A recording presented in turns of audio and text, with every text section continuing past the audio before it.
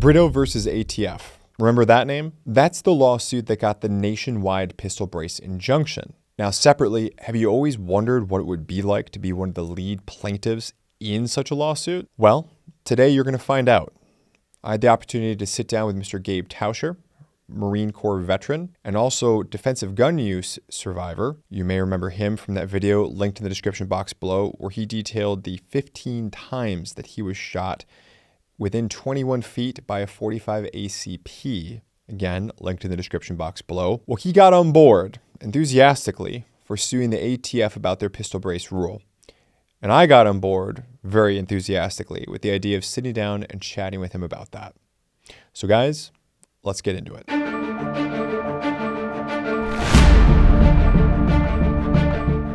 Mr. Gabe Tauscher, welcome back. Thank you. Thank you for having me once again. You are one of the lead plaintiffs in the lawsuit, thanks to the Wisconsin Institute for Law and Liberty, to secure the nationwide injunction for pistol braces. Is that right? Correct. A lot to unpack there, but for starters, for people who maybe did not catch your other video, why do you need a pistol brace? Up until being shot multiple times in the left arm, I was left-handed, and the brace just makes it easier to be able to fire a little bit more precisely, because I still don't have full range of motion back in my left hand, and it can be a little bit more difficult to brace whether I'm firing, whether it be a handgun, an AR style pistol, or a rifle. And just to put a point on that, so people don't think that you and some friends were screwing around with 22s,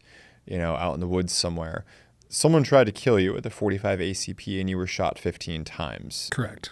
You didn't even know that person. That just literally came out of nowhere. Is that right?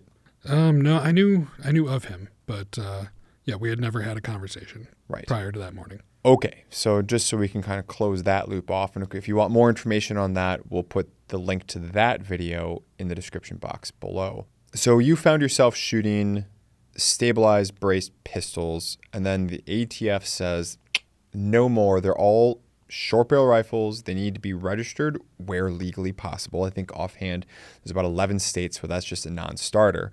Here in Wisconsin, this is a state that you can register them, but setting aside all the issues with registration, as well as setting aside the issues of if you don't register, which is, federal, state, prison, up to 10 years, light, easy, it'll buff out sort of things, right? What did you feel? How was it when the ATF just says, nope, you don't need to do this. Now it's all a felony unless you jump through our hoops? To be frank, I was angry. It's a pretty blatant overreach, if you ask me. And a law enforcement agency is trying to pass laws to begin with, and almost makes you feel singled out when it's something that it's not just like for a hobby or so that your gun looks cool, but it's actually helping because of lack of range of motion. So in a couple different ways, I took it personally. And so when that happened, how did you get involved with the Wisconsin Institute for Law and Liberty? How did you get involved in a lawsuit? I went to UW-Milwaukee with Sean Kroll, one of the other plaintiffs, and I also knew one of the members of Wisconsin Institute of Law and Liberty.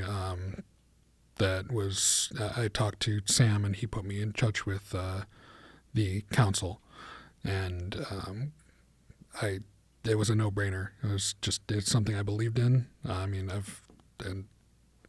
happy to be a part of it. What's your hope about what will happen with the lawsuit? I'm hoping that the right side wins this one.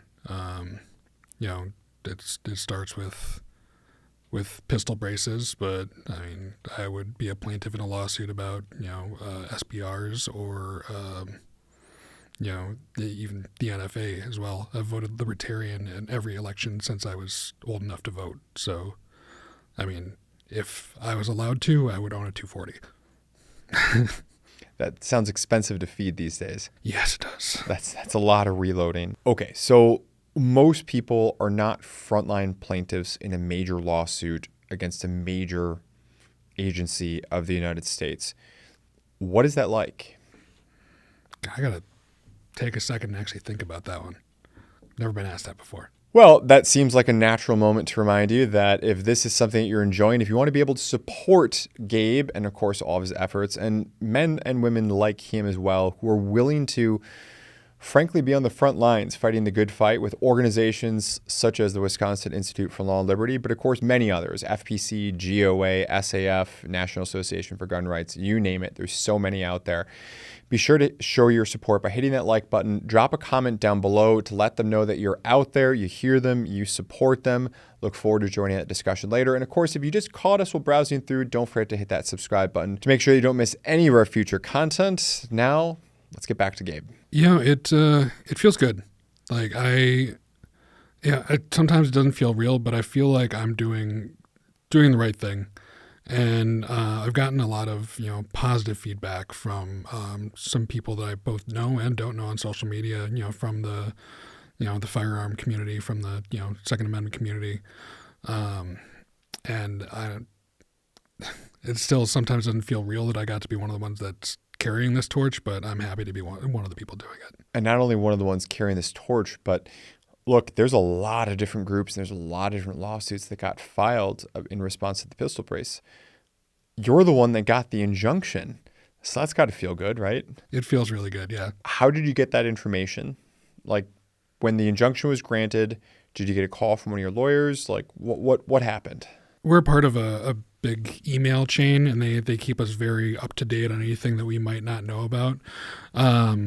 But I was reading that, and then I got 5 or 6 messages on Facebook simultaneously, and one of my best friend's brother-in-law called me, and I was like, "Oh, this was you. You did that." And how did it make you feel? Warm and fuzzy.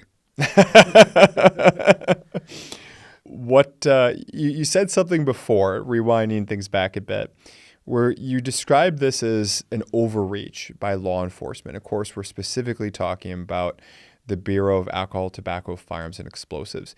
For those people who may not know exactly what we're talking about, can you articulate why is this an overreach? I believe that basically any firearm-related restriction is an infringement. That if I could afford one and wanted one, I should be able to have howitzers or whatever the federal government does to defend myself, my property, my family, the things that I care about and believe in. You actually can have howitzers. It's the ammunition for the howitzers that you may run into some trouble on. But yes, okay. So you're taking the most based version of the timeline of answers that you could have given, which is awesome. So let me just state that plainly for the record. Specifically with pistol braces, of course, this was something that, for those people who don't know, this was something that the ATF approved, they blessed as something that was perfectly lawful. They even came out in a subsequent letter and said that it was not a crime even if you do hold it braced against your shoulder as you would a rifle.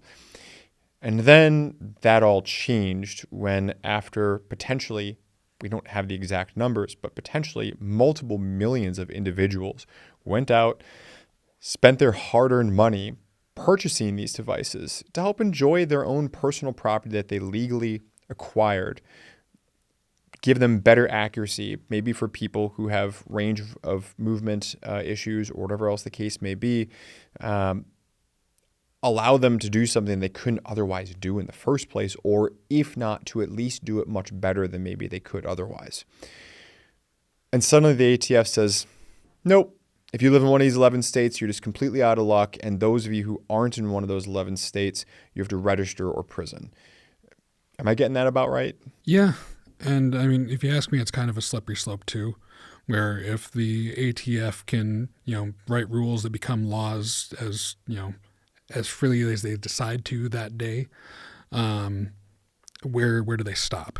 It's pistol braces now, but, when does, the handgun that you're concealed carrying become a felony? Oh, and if you listen to politicians, there's, of course, more than enough folks who want exactly that outcome, where they don't want to stop at pistol braces. They don't want to stop at AR-15s. They don't want to stop at normal capacity magazines.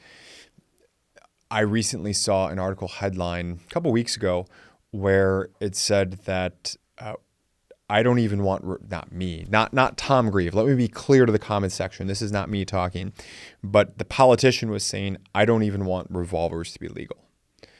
So talk about trying to rewind and play it back at that point, right? I mean, from your vantage point, where do you see things going? And I don't mean necessarily with only respect to this lawsuit, because that's obviously going to be in the hands of, right now, the Fifth Circuit Court of Appeals, possibly ultimately the U.S. Supreme Court. But as a Marine Corps veteran, as a defensive gun use survivor, as somebody with a lot of unique perspectives, and certainly now having participated in a major lawsuit, where do you see the Second Amendment going in the future? I honestly think that depends on who continues to get voted into power and who holds seats in the Supreme Court, because I think there are politicians on both sides of the line, whether red or blue, that are more and more against the average individual, the average citizen having their own, personal defense weapons at home. Whether it be an AR pistol, a shotgun, or a .38 special revolver. What would be, I guess, your message, not necessarily to the politicians, but again, keeping your background and now your perspective in mind, what would be your message to the people who consider themselves to be genuinely pro-Second Amendment?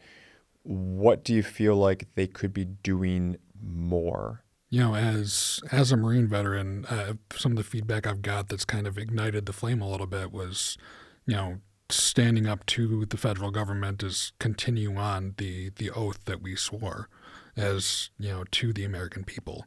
And if people do feel as passionately about this as some of the rest of us do, write your congresspeople, vote with, your beliefs and not just to keep someone else out of office, and be more proactive in the community.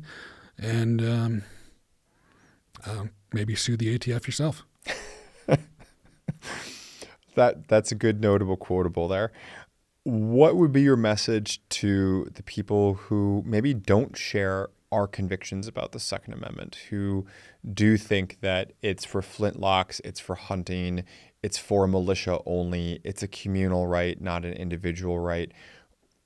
Without using four-letter words that's going to piss off our YouTube overlords, what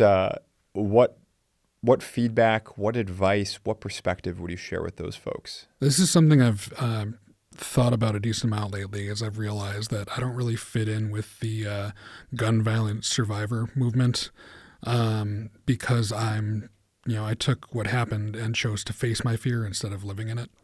And I feel like getting out there, facing what you're afraid of, and learning a little bit more about it instead of just being afraid of something might help you find a better resolution to the issue. So Gabe, because the audience might be asking, how do people get in touch with you? How do people support you? What do you have going on right now? Right now, I'm in the process of turning the shooting into a book. I don't have a title for it yet, but keep an eye out for that. Also, here wearing an Odin's Group security contractors hoodie. A buddy of mine has a company, and I've recently started up one myself that I'm going to do something similar, Nomad Protection and Consulting.